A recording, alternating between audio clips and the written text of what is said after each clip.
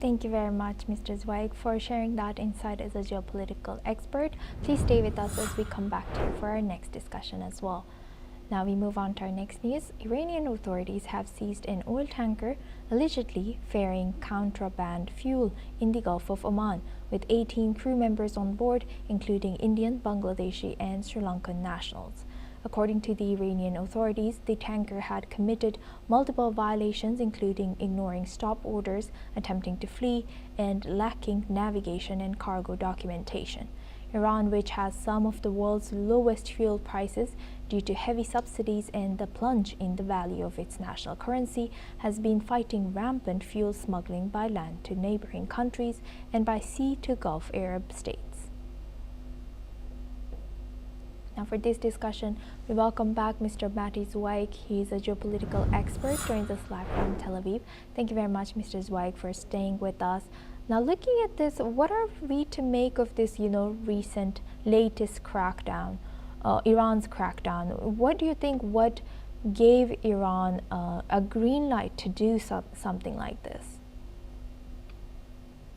Because in the last time, there are a lot of smuggling around the Iran's petroleum oil, and I'm talking about the 6 million liters, in this case, that were seized, and it's supposedly a positive thing because they are implementing the law. They are not trying to let the smugglers and the pirates to take care of all their oil. From other side, we have to be very real and understand that Iran, trying to get in the race of oil supply, they are unfair. They are putting very low prices with a lot of heavy subsidies in order to supply to China, to other countries.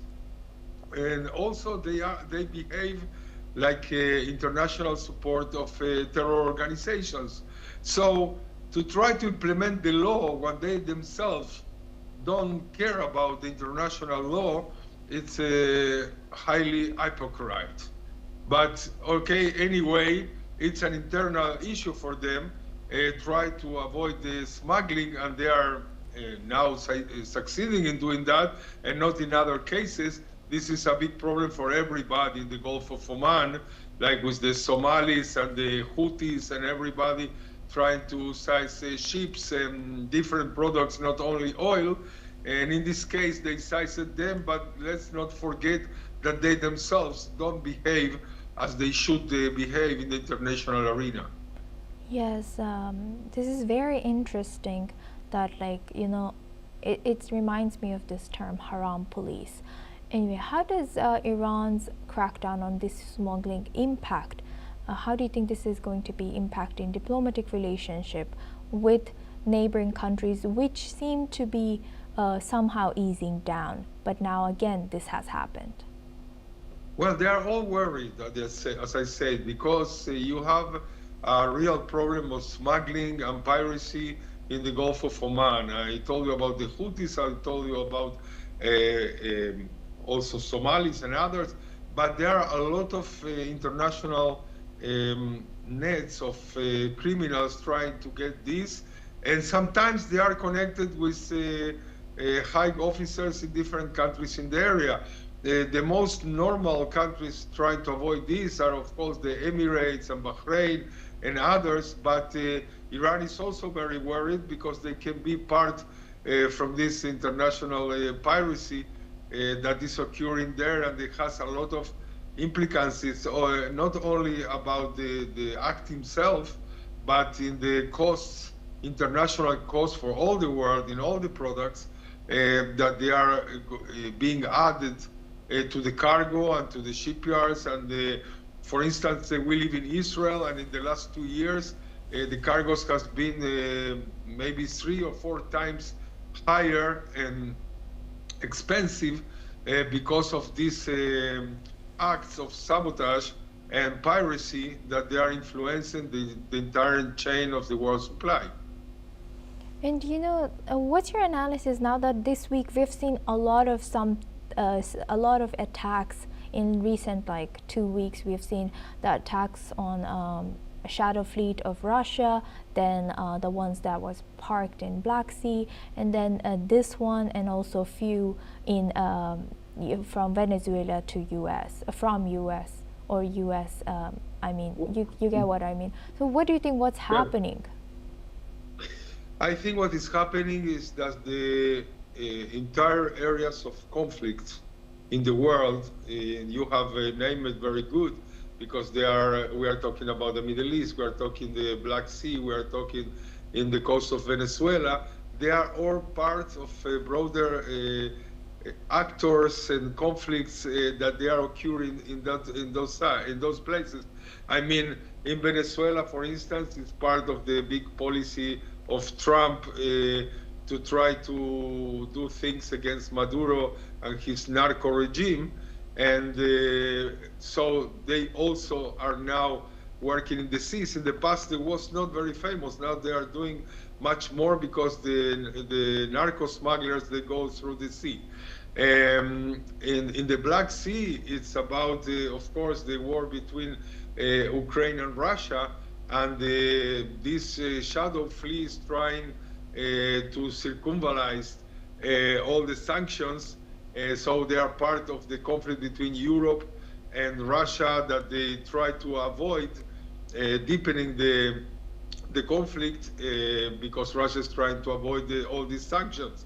And in the Middle East, it's part also of a mix of piracy, big money, and having ransoms from all these ships that the companies are willing to pay, because if not, they know that this will disrupt all the merchandise. And also the big politics between the United States and Iran and everything that is going on in the area. Of course, Israel is involved too in trying to avoid these things, but in a limited way, because in the past, for instance, when they have to strike on the Houthis, they strike straight, but about really reinforcing the forces in the place and attacking all these pirates, it was a coalition of United States, the United Kingdom, and even Italy and other countries that even India sometimes helped too, trying to avoid all this piracy of occurring in the area. But so far, not with a big success, because after 2-3 months of calming down the waves, they start again. Thank you for highlighting and laying down all of that. And then, so what about the international maritime law? What about the laws and regulation? How might these laws be made use of or enforced for the regional security and considerations for all this that you have laid out for? Well, international law, I think it's truthfully applied only with all the parts are involved. With only one part is involved and the other one don't care about international maritime law or any other international law, things don't happen. I say this from one side or from the other side. Most of the nations, they know how to take care of their own shores and of their own maritime borders, but they fail about implementing this in international laws. And most of these things are happening in international laws and not in national maritime areas. So this is what they become more and more complicated. I think if the commerce is going to be more disrupted, I think Trump is also going to invest more time and money also to avoid these things. But let's see what happens with the other side of this equation, like Iran and even Russia. Yes, that would be very interesting, and we will be eyeing that. With that, I would like to thank Mr. Matti Zweig for joining us.